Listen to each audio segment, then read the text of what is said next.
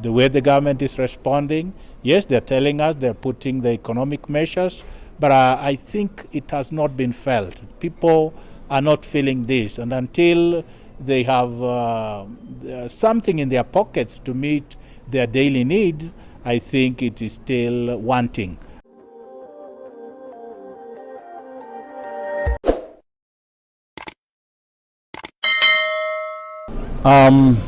Yeah, we've begun the Lenten period, a very important time in our Christian journey of faith.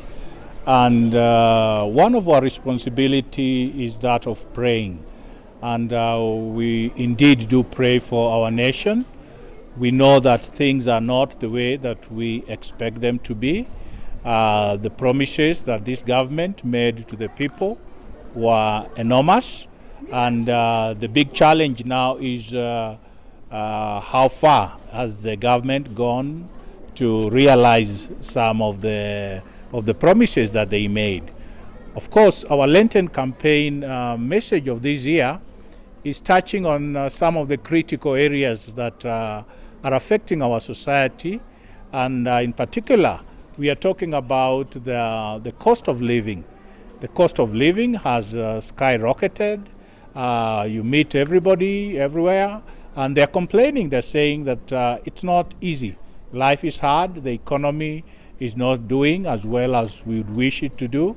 So what we are saying is that, yes, as much as the government is trying their bit, but we are still not, as citizens, able to feel the effects of the economic change they are talking about.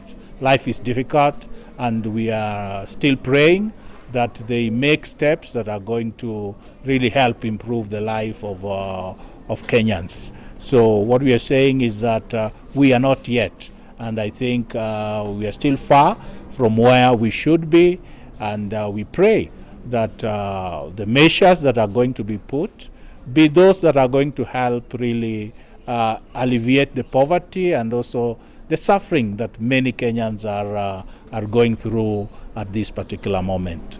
So that's what I would say about the way the government is responding. Yes, they're telling us they're putting the economic measures, but I think it has not been felt. People are not feeling this, and until they have something in their pockets to meet their daily needs, I think it is still wanting. And we want to pray that they look at that issue of the cost of living very seriously and ensure that Kenyans have what it takes to continue enjoying the fruits of this nation and enjoying the Constitution with all its promises to the Kenyans. You also mentioned that the citizens have a role to play in reducing the cost of living. Yes. Yes, as citizens, in our small ways, there is what we can do to reduce the cost of living, in the sense that Lent by itself is a time that is encouraging us to restrain, to abstain, to use the very minimum that we can. So in doing that, then it means that we are able to set aside something for the future, and also we are not just misusing. A lot of the times we have been wasteful. We have ended up spending where we should not be spending, and by that, if we are able to restrain ourselves, cut down our luxuries, then we can be able to still have some savings for tomorrow and for some other purposes in life. You also mentioned that the family life is also threatened by the current situation. Yes. Family life, like I said, is under threat. And I think that is what the message of the bishops are, that we need to give the family its place. And each and every person in a family must play their role. Whether it's a father or mother and the children, we need to understand what is our role and how do we go ahead to ensure that we all are part of that family and we are maintaining the dignity that God has created and how God intended that the family be, a father and a mother, and with the blessing of the children. So what I'm saying is that let the parents take their role. If it's a father, let him be a father of the family. Let him understand his role and take it up rightly and with all his strength. And even a mother, the role of a mother can never be taken by a father. Each and every person has their role. And I think more than anything else, the parents need to teach the children the foundation of the family. That a family is made up of a father and a mother. What we are talking about is the same-sex unions that the church is against, and even our African traditions are against that. So we are praying, and we want to pray for our younger generation not to embrace some foreign cultures that are going to water down the biblical teachings and the designs of God, and even our own African traditions. So that is why we are saying, let us give the family its place, its dignity, and let us continue to strengthen families. Because with a good family, we are going to have a good nation. With a good family, we are going to have a good church. Lastly, Bishop, today you are so impressed by the congregation that was packed in this church. It coincided with Valentine's.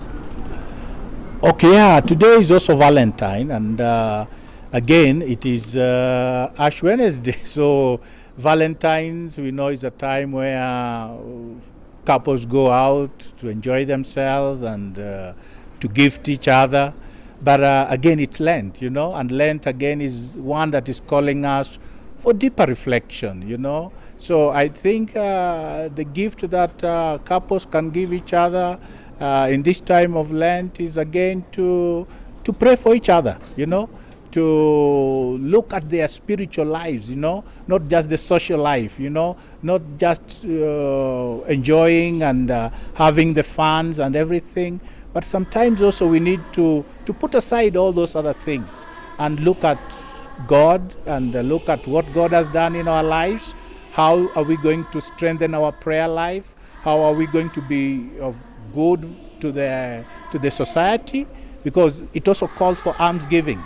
Let us remember those who do not have, Like, for instance, today, if you were to buy your fiancé or your best other half a flower, a bouquet of flower, could you consider that for an orphanage? Could you consider that for another needy cause to someone else who might be needing that than yourself? So I think it's a good challenge that Lent is also giving us, to look beyond ourselves and to look at others also and how we can be of benefit to them. Thank you very much. I also want to wish you a happy Lenten season. Let it be one of prayer and one that will also help us to enjoy our relationship with God even better. God bless.